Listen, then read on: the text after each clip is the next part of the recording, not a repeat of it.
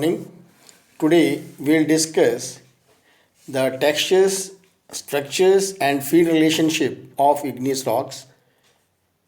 As you can notice in the diagram that this is your volcanic neck, right? Now the bodies which are parallel to already existing structures, you can see this is parallel igneous occurrence to this is a sill. When it cuts across, it is a dike.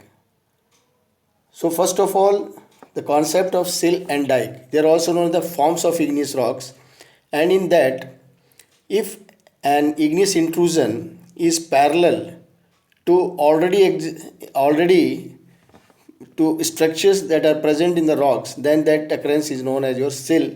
When it cut across, it is your dike. Right? Now, depending upon the dikes, these dikes are of also many types. Now you can see in this diagram next. Now this you can see it. This is common radiate. These dikes they radiate out from this. You can say the radial dikes. Right.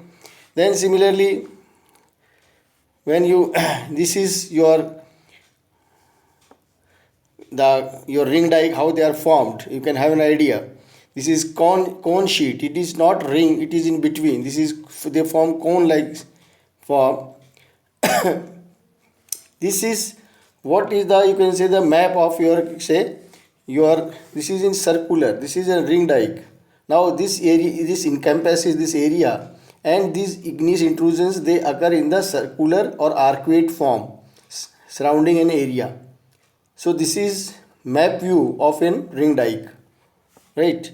Then your next is your on the map you can see these are again you see the different dike. This is dike because it is cut across. It is not necessary that it should be perpendicular. It should cut across the structure. Now this igneous intrusion is cutting across the already existing sedimentary rocks or say structures in them. So this is again dike. Similarly here also it is in dike. It is cutting across the structures. Right. Then coming to your next, this is your now this is bouncing upwards and this is the reverse of it. Now these in the forms, this is your facholith, in the sense it is folding upwards, right? It is having the oldest rock in the center, whereas this is the reverse. This is having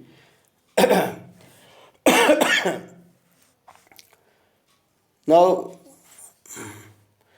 your magma and your can say the mixing of these things and the different varieties of your say sedimentary structures, because the best you can say the country rocks which exist before the intrusion, if you find the part or you can say the chip or block of those already present host rocks, that is known called as the genoliths or the enclaves.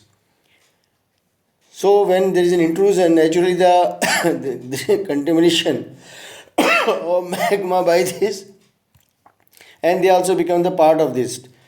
Now if you map an area, these are the certain maps which shows from this you can identify and name the different you can the structures and find the field relations, right? Now the basic thing in these things is that first of all, in general, what that in your syllabus the topic is you can say the forms of igneous rocks. So once we say forms of the igneous rocks means forms in folded region, forms in unfolded region. Then it means if there is a concordant relationship, concordant means the igneous intrusion is parallel to the various structures present in the rocks, then it is concordant. If it is cutting across, it is discordant. So there are certain structures or you can say forms, they are concordant and they are the discordant. What the dike, you just have seen in dike, the relation is your discordant, means that cut across the structures, the dikes. Yes, you can see it here, right? This dike, it cut across, it is cutting across, is that discordant relationship. But where you see in the first, the top one, there it is your, you can say, this one is your concordant relationship. Concordant means it's parallel to this. So broadly the classification is either they are concordant or discordant. Then secondly, they are in the folded region or unfolded region. In the folded region, you name them as fecolith, right? And the field relations, because in the field generally your outcrops, the best you can say the exposures, you can say the outcrop are either your mining sites, your road cuts, your rail cuts, and from there only you can make it out. As far as your ring dikes are concerned, they are regional features. In Rajasthan, the ring dike of Sivana ring dike, it is encompassing, or you can say having 25 kilometer radius around the town Sivana. So around town Sivana in Badmer district, there is a continuous circular occurrence of igneous granites, rhyolites, trachytes in that circular pattern. So that is in very ideal or characteristic example of your ring dike in Rajasthan.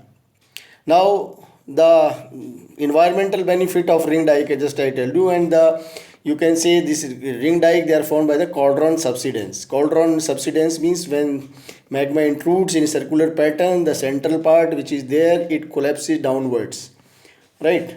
So you can say the drainage pattern that developed means around Sivana town there are surrounding your hillocks, and from there the water comes to that, you can say, central part to Sivana, and that area is fertile and having good crops. You can see an example of oasis, the fertile part in desert, and that is due to your geological, or you can say the igneous, your form, that is your ring dike. So the Sivana ring dike, due to the Sivana ring dike, the Sivana town is surrounded from all sides by your rocks, by your hillocks, and from that when water, there is rain, it comes to the central part, the Sivana town, and that area is quite fertile, and that is known as in the, you would say, oasis, the desert. So this is the, you can say, the environmental benefit of these ring dikes, because that area gets recharged every year and there is no wastage of this rainwater.